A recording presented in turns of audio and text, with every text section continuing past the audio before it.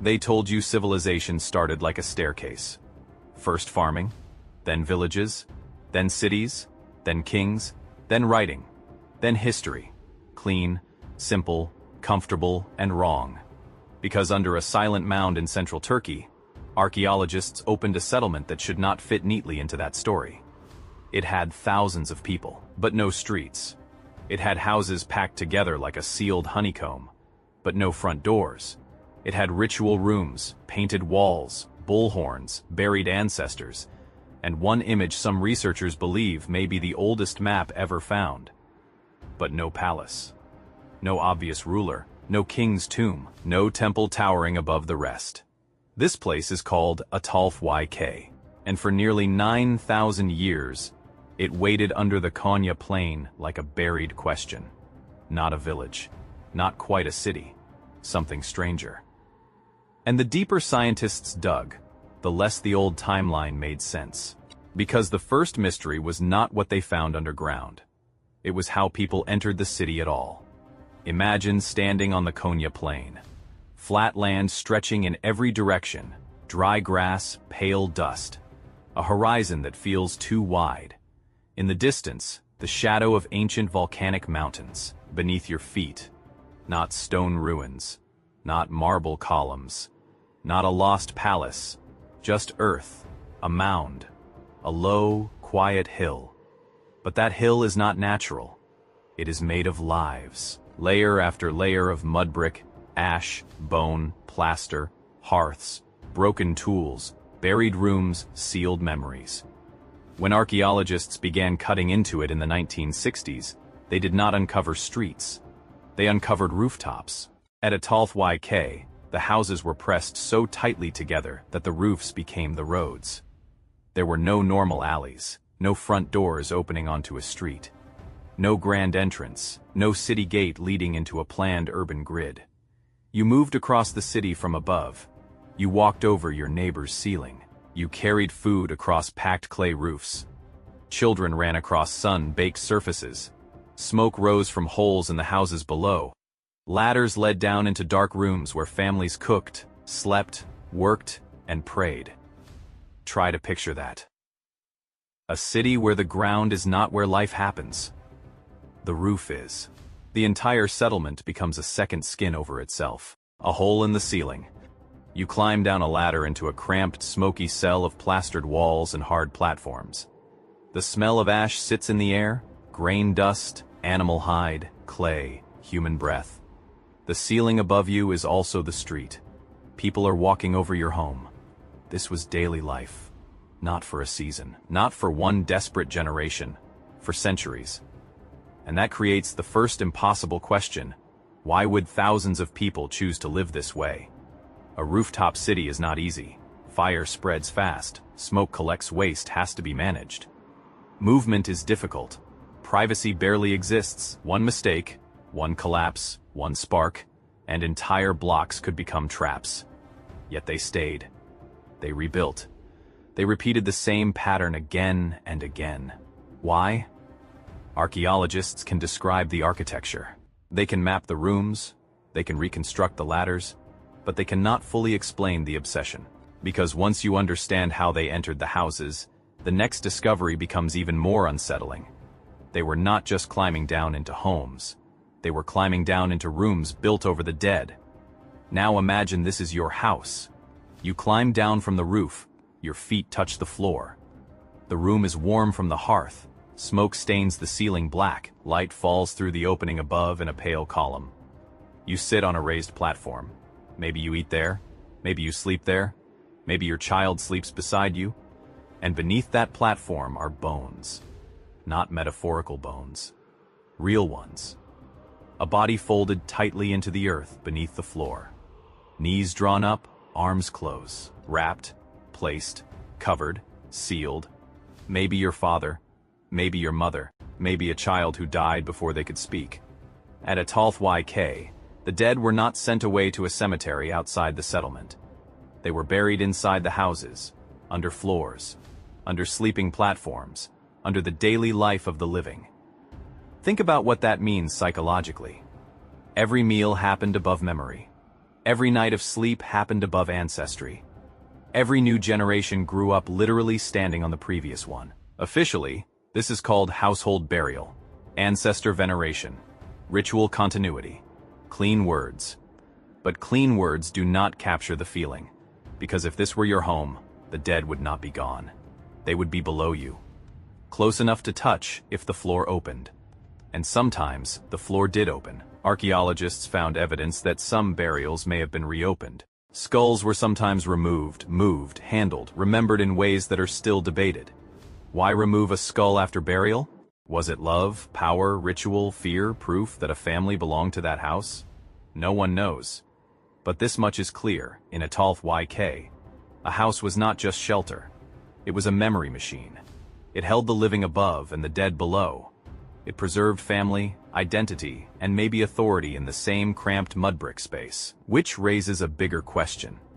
If the dead were under the floors, if memory lived inside the houses, then where was power? Where was the king? Where was the palace? That is where Çatalhöyük becomes even harder to explain. When we think of ancient cities, we expect power to leave fingerprints. A palace, a temple, a throne room, a royal tomb? That is how ancient power usually announces itself. But Çatalhöyük does not behave. The houses are not identical, but they are strangely close in scale. Some are more decorated. Some seem more ritually important. But there is no obvious palace rising above the rest. No massive temple district. No royal burial stuffed with gold. No monument screaming one person's name into eternity. Thousands of people. No visible king. Maybe it moved through elders, maybe through ritual specialists, maybe through families who controlled certain houses, maybe through access to ancestors, maybe through the decorated rooms where horns came out of the walls and painted figures watched from the plaster. Or maybe this was something even stranger, a large community that worked without the kind of top-down rule we expect from later cities. That does not mean it was peaceful. It does not mean it was equal. It does not mean it was utopia.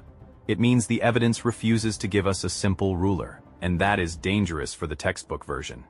Because if a settlement this dense could function without an obvious king, then maybe early civilization did not begin with thrones. Maybe it began with households, with memory, with ritual, with roofs, with the dead beneath the floor. But power was not the only thing hiding in those houses. The walls themselves were speaking. And what they showed was not ordinary decoration. Step inside one of the decorated rooms. The air is dim. The plaster is pale, almost bone. Colored, smoke gathers in the upper darkness. Light from the roof hole moves across the wall like a slow blade. Then you see the horns. Massive wild bull horns set into the architecture, not hanging on the wall, not placed like trophies, built into benches and plastered surfaces, as if the animal is emerging from the house itself. Aurochs. Huge, wild cattle, dangerous, muscular, almost mythical to Neolithic people. Around them, painted figures, red forms, black lines, hunting scenes, vultures, human bodies, leopards, or leopard-like patterns. Symbols we can see clearly but cannot read. This is the torment of Çatalhöyük. The images survived. The meaning did not. Were these rooms shrines? Were they family ritual spaces? Were they places where stories were performed? Were the bulls symbols of strength, death, masculinity, danger, rebirth? Were the vultures connected to the dead beneath the floor? Archaeologists have argued for decades. Early interpretations saw mother goddesses, shrines, cult rooms, sacred centers. Later research became more cautious. Maybe we were forcing later religious categories onto a much older world. Maybe home and temple were not separate. Maybe every house was partly domestic and partly sacred. Maybe cooking, sleeping, burying, painting, remembering, and worshiping all happened in the same smoke-darkened room. That is what makes the place feel alien.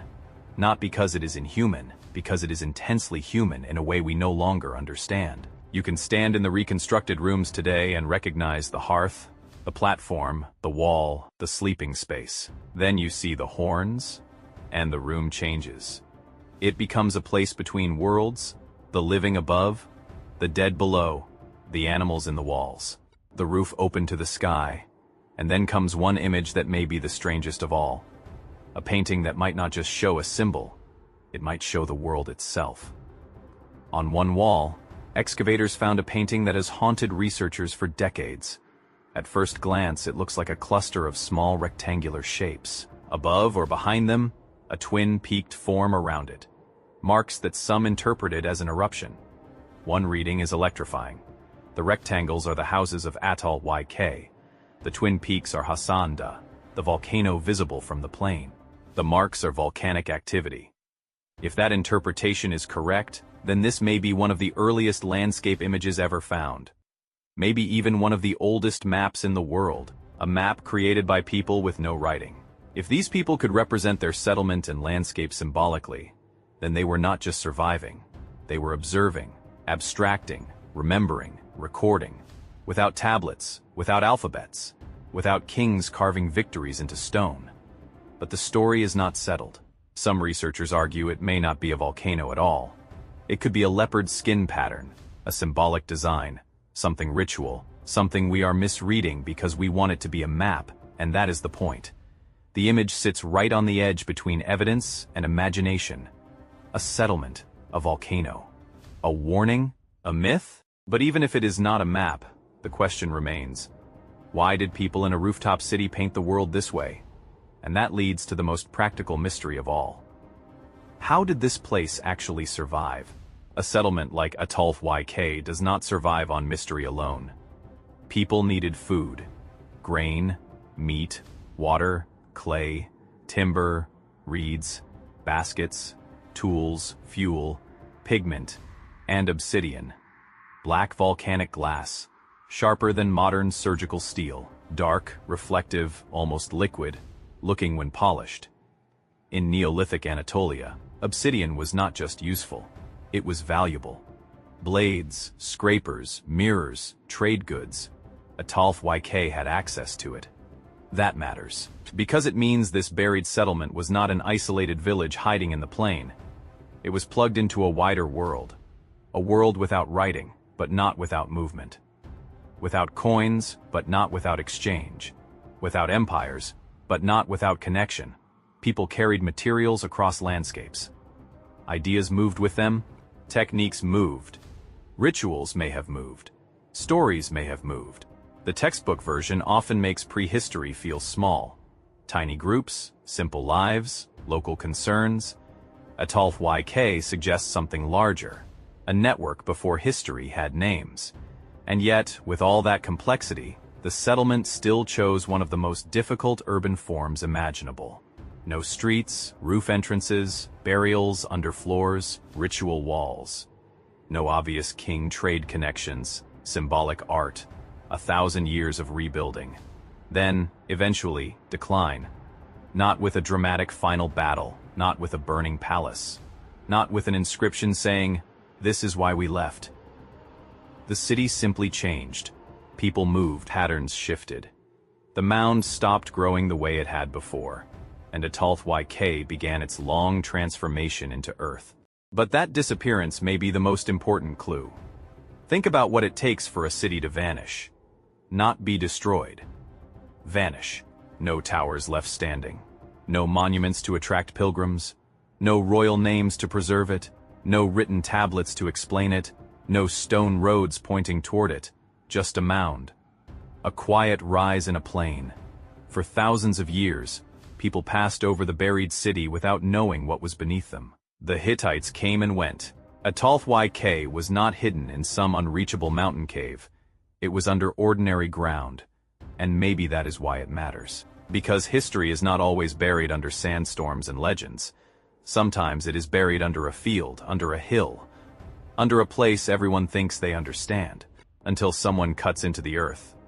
Then the staircase breaks. Because Çatalhöyük does not let us say civilization began in one place, one way, with one formula. It suggests something messier. Human beings experimented. Some built monuments, some built temples, some built walls, some built kings, and some built a city of roofs, bones, horns, smoke, and memory. Maybe it was one of the world's first cities. Maybe it was something before cities.